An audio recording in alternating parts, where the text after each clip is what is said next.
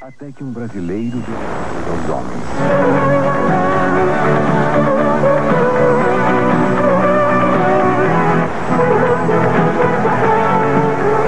De julho, aniversário do pai da aviação. Hoje, no Corujão, pânico e tragédia num avião de passageiros. Aeroporto, Burt Lancaster, George Kennedy, Dean Martin, Jacqueline Bisset. Oscar de melhor atriz coadjuvante para Ellen Hayes. 15:45, Jack Lemmon, solteirão convicto. Ele acaba cedendo aos encantos de uma viúva. Guerra entre homens e mulheres. Hoje, no Corujão. Gurgel, mais de 20 mil veículos já fabricados, informa a hora certa. Vem aí o Gurgel BR-800, o primeiro automóvel inteiramente nacional. Atenção, emissoras da Rede Globo. 5 segundos para o próximo programa.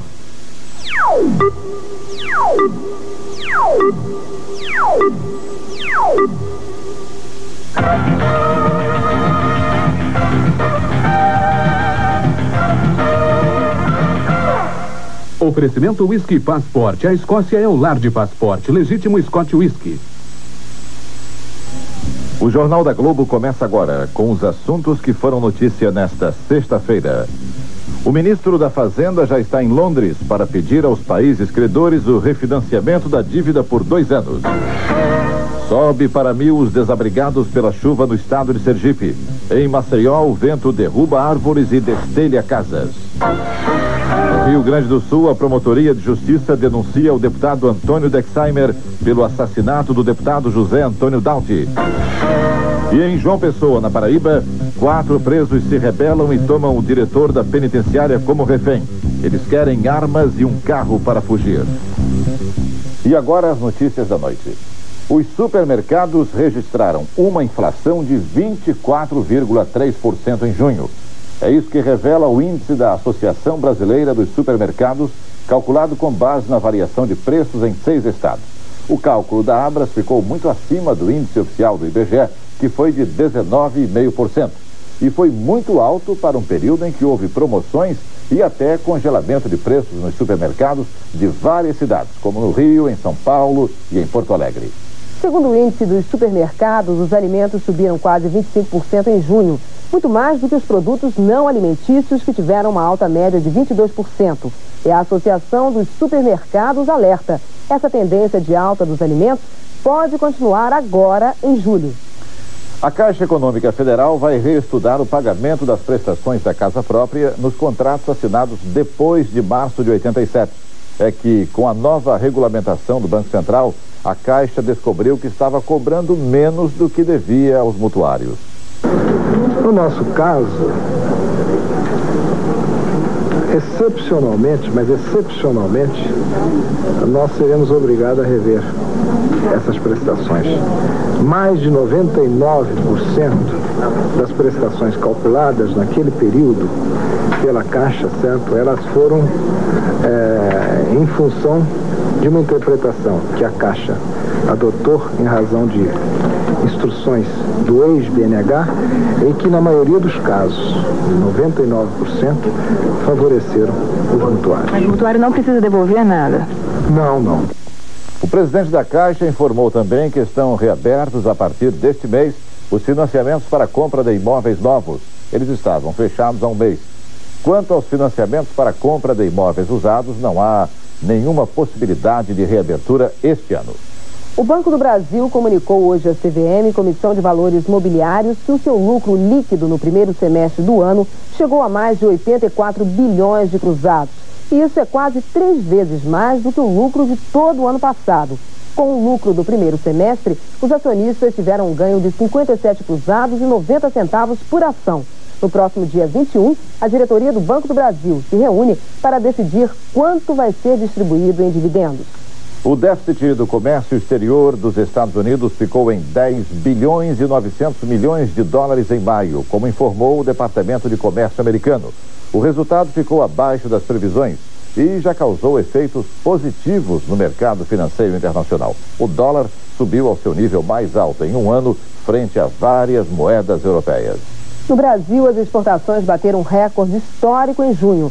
Passaram de 3 bilhões de dólares. Com isso, o saldo da balança comercial foi de 1 bilhão 840 milhões de dólares em junho e já passou de 8 bilhões e 600 milhões de dólares no semestre. Mas o diretor da Cacex, Namir Salek, acha que as importações vão crescer mais no segundo semestre, porque o governo está tomando várias medidas para facilitar as importações. A abertura de linhas de crédito do Exim Bank americano também vai nos ajudar muito a fazer com que haja crescimento das importações de bem de capital.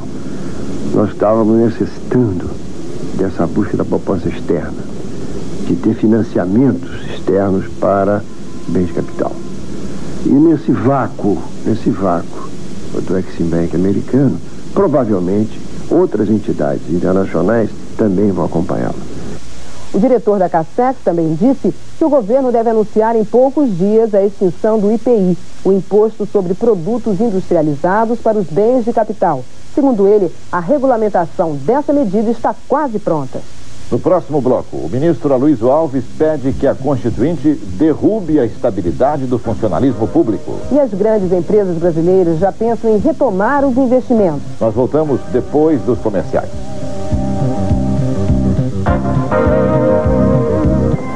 Sucessos de Benvídeo. Vingança Mortal. Na paradisíaca ilha de Malta, um psicopata vinga seu trauma de infância em lindas modelos. Sensualidade, terror e suspense em Vingança Mortal. Lando Buzzanca é o deputado erótico. Sonhos eróticos de um respeitável político italiano. É com Lando Buzzanca em O Deputado Erótico. Procure esses sucessos em sua locadora preferida. De seu melhor programa em vídeo. Eis a maneira mais inteligente de comprar o seu Ford. A Ford garante a entrega e o consórcio Eldorado garante o melhor serviço e atendimento. Este é o consórcio sem risco. Venha conferir. Consórcio Eldorado. Avenida Rio Branco, 108, 26º andar. Consórcio Eldorado.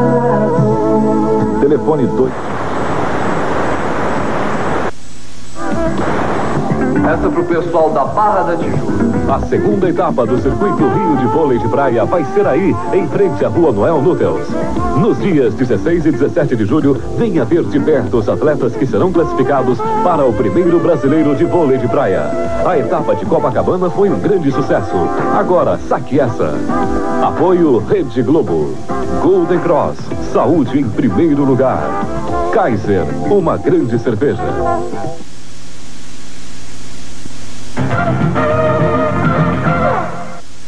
As grandes empresas brasileiras estão capitalizadas. Apesar da queda nas vendas, elas ainda conseguem manter a margem de lucro. Prova disso é a vontade de retomar os investimentos até o fim do ano. É isso que revela o presidente da empresa de consultoria Arthur Andersen, Celso Clemente Giacometti, em entrevista a Joelmir Betting.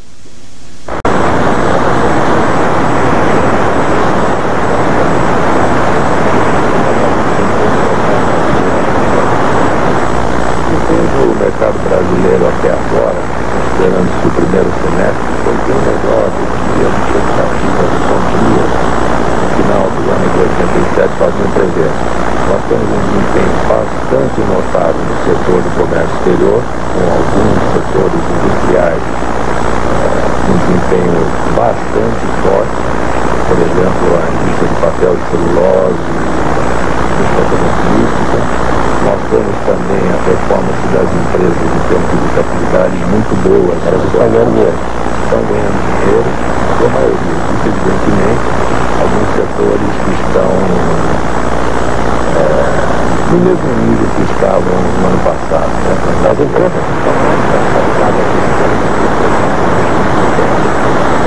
estão mais capitalizadas em função do ambiente geral de incertezas que existe pelo próprio processo de expectativas em relação à negociação do externo dos trabalhos constituintes que gerarão uma nova situação para que esses investimentos sejam feitos em atividades produtivas.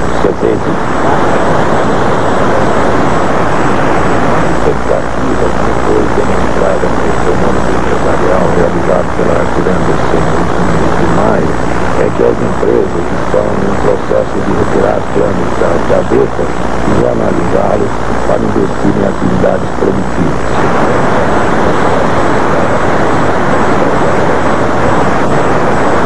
Há uma crescente credibilidade, principalmente a partir do acerto com os bancos, os tresores, a perspectiva de um acerto com o Clube de Paris e o FMI.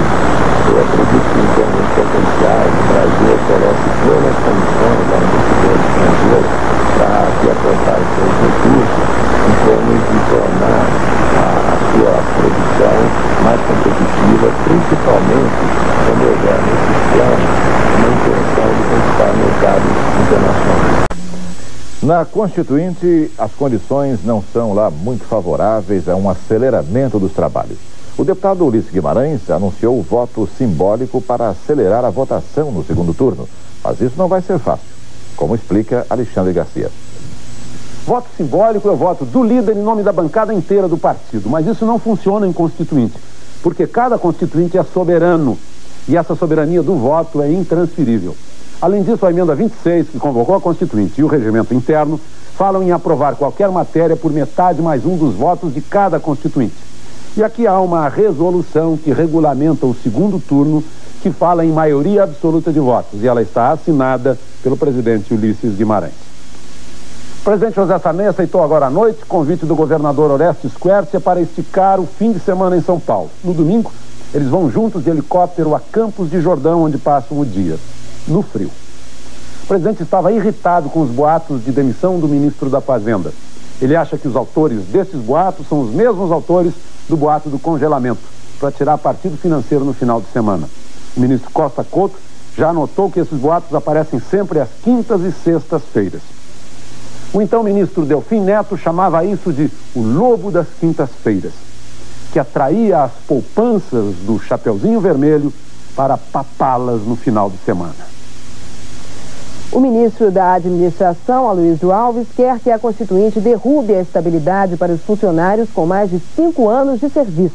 O ministro acha que a estabilidade vai prejudicar o governo federal, os estados e os municípios. Tem graves consequências financeiras no governo, nos governos estaduais e nos governos municipais, que nós não podemos avaliar porque não sabemos quais os funcionários, ou milhares de funcionários, ou milhões de funcionários vão ser atingidos. Portanto, acho que isso é a razão para uma grave reflexão dos constituintes para que não se desestimule o mérito do funcionário, fazendo a sua estabilidade não depender de nenhuma qualificação dele, nem de preparação, numa hora em que o governo está implantando o sistema de carreira, está criando a Escola Nacional de Administração, que vai funcionar a partir de agosto, e que seriam providências praticamente neutralizadas por essa medida que é generosa nas suas intenções, mas absolutamente errada. Nos Estados Unidos, o pastor e líder negro Jesse Jackson reúne forças para pressionar a convenção que vai confirmar a chapa democrata para a eleição presidencial de novembro. Jackson ficou em segundo nas eleições primárias e não gostou nada da indicação do senador Lloyd Bentsen para vice de Michael Dukakis. Agora luta para influenciar na redação da plataforma democrata durante a convenção, que começa na segunda-feira. Com centenas de convencionais e jornalistas, a caravana de Jesse Jackson está se aproximando de Atlanta. Há quem pense que ele esteja indo brigar com Dukakis. É o que os republicanos gostariam. Os democratas querem vê-lo abraçar Dukakis, mas muitos convencionais de Jackson ainda estão zangados com a escolha do conservador texano para vice. Ontem, as relações entre Dukakis e Jackson estavam tão ruins que Jackson ligou para o ex-presidente Carter e pediu que ele servisse de intermediário entre os dois. Mas hoje, outras vozes influentes do partido já interviram e acham que a ajuda do ex-presidente não vai ser necessária. Jackson chega amanhã a Atlanta e deverá ter o primeiro encontro com Dukakis no domingo. As pesquisas mostram que a escolha do texano aumentou as chances dos democratas. O próprio Jackson sabe que com um conservador texano branco, a chapa democrata fica muito mais digerível do que com um negro liberal. A briga dos dois pode ajudar a conseguir concessões na plataforma e dar um tempero quente à convenção. O perigo é exagerar nas doses e causaram indigestão no partido. Assessores de Michael Dukakis e Jesse Jackson se reúnem amanhã em Atlanta, na Geórgia, para tentar resolver as diferenças entre os dois grupos antes da convenção democrata. Você vai ver no próximo bloco. O Irã desiste de pedir a condenação pela derrubada do jato com 290 passageiros e aceita a indenização dos Estados Unidos. E você vai ver o carro do futuro, que já está em testes na Alemanha. São os assuntos que você vai ver logo depois dos comerciais. Até já.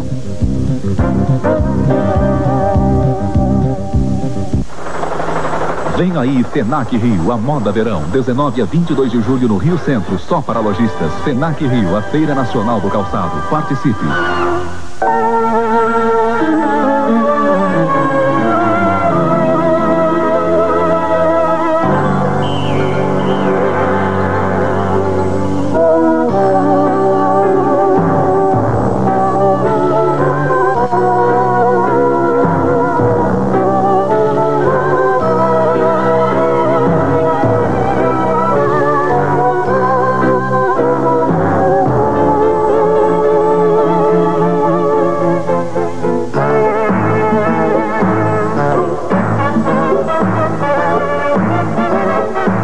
Sistema Telebras, unindo o Brasil, aproximando os brasileiros.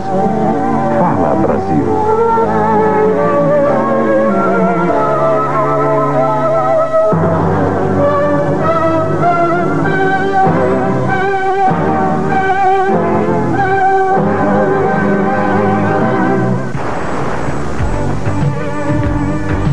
Em qualquer profissão, quem trabalha de maneira séria e competente precisa dos serviços de um banco como o Real. Moderno, dinâmico, resolvendo tudo com eficiência e rapidez. O Banco Real é como você. Escolha um banco ao seu estilo. O nome certo é Banco Real. O melhor está no Real.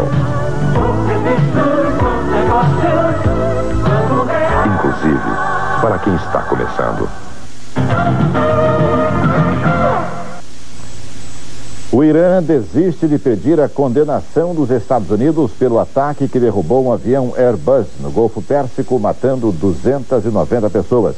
O ministro do Exterior iraniano, Ali Velayati, disse ao Conselho de Segurança da ONU que os Estados Unidos devem assumir a responsabilidade e pagar indenização às famílias dos mortos. A Associação Internacional de Transporte Aéreo exige a criação de rotas mais seguras e outras medidas para proteger aviões civis das ações de guerra no Golfo Pérsico. Os 7 países do Pacto de Varsóvia, a aliança militar do bloco soviético, começam a discutir a proposta do dirigente Mikhail Gorbachev para a redução de forças convencionais na Europa. A mulher do dirigente soviético Raisa Gorbachev aproveitou para fazer uma homenagem aos 3 milhões de mortos pelo nazismo no campo de concentração de Auschwitz. Ela conheceu as instalações do pior centro de extermínio da Segunda Guerra Mundial, massacre, e diante da foto deste menino, chegou a chorar. Depois, manifestou indignação com os horrores do nazismo. O carro do futuro dá a primeira volta para valer num teste pelas ruas de Munique, na Alemanha Ocidental. É isso mesmo, pode acreditar. O carro do futuro não precisa de motorista. O olho eletrônico de uma câmera de televisão identifica obstáculos a até 100 metros de distância e informa um computador que corrige a direção. O projeto alemão se orienta pela identificação dos espaços vazios e tem o apoio da fábrica Daimler-Benz. Por enquanto, o modelo que deve tomar conta das ruas no século XXI vai devagar, ainda não passa de 50 km por hora. Rápido mesmo atrás do ouro dos Jogos de Seul, corre o americano Carl Lewis. Lewis fez hoje o melhor tempo do ano nos 100 metros rasos, 9 segundos e 96 centésimos, apenas 13 centésimos de segundo acima do recorde mundial do canadense Ben Johnson. Juca Kfouri. A façanha de Carl Lewis dá bem a medida do apetite dele para Seul. Além de ter sido a melhor marca do ano, Lewis obteve com os 9 segundos e 96 a 7ª melhor marca da história. Um feito ainda mais notável por ter sido alcançado em simples prova classificatória para as Olimpíadas. Para se ter uma ideia, foi a primeira vez que um atleta fez os 100 metros em menos de 10 segundos nas preliminares de uma competição. A imprensa argentina não aceita a goleada australiana. Para o jornal El Clarín, os 4 gols foram muitos. Foram 4 gols australianos. Já para o jornal La Crônica, a seleção perdeu como na guerra. Uma comparação exagerada com a Guerra das Malvinas. Seja como for, desde a conquista da Copa do México, a seleção argentina jogou 13 vezes, ganhou só 2, empatou 3 e perdeu 8. Na Austrália, em compensação, o clima é de euforia. O primeiro-ministro, Bob Hawke, mandou um telegrama para o time manifestando o orgulho pela vitória histórica contra os campeões mundiais e prometeu ser mais um no meio da multidão na decisão contra o Brasil. A seleção brasileira deve jogar completa, com as voltas de Nelsinho, Miller e de Giovani.